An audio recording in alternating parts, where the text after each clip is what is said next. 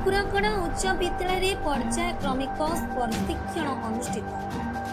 आठमल्लिक शिक्षा जिले में शिक्षक मान प्रशिक्षण शिविर गुरुवार अनुगुल जिलार आठमल्लिक ब्लॉक अंतर्गत ठाकुरकड़ा उच्च विद्यालय एक दिवसीय कास्केड ट्रेनिंग अनुष्ठित हो जाइछि।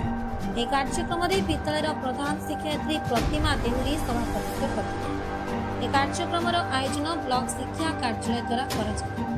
ब्लॉक शिक्षा अधिकारी पक्षर अतिरिक्त ब्लॉक शिक्षा अधिकारी कैबल्य कंवर मुख्य अतिथि और क्लस्टर सीआरसीसी सम्मानित अतिथि रूपे जोग देते। महेंद्र उच्च विद्यालय आठमल्लिक सहकारी शिक्षक सुधांशु शेखर मिश्र एवं सरकारी उच्च विद्यालय गोड़ीबंध कणिहार सहकारी शिक्षक हरिश्चंद्र बेहरा यह कार्यक्रम प्रशिक्षक थे। ब्लॉक समस्त उच्च विद्यालय 48 जन गणित और विज्ञान शिक्षक जोग देते। छात्र छात्री माने मागणारे जेकोसी स्थान में रही ऑनलाइन माध्यम शिक्षा लाभ करेंगे। यह कार्यक्रम मूल लक्ष्य।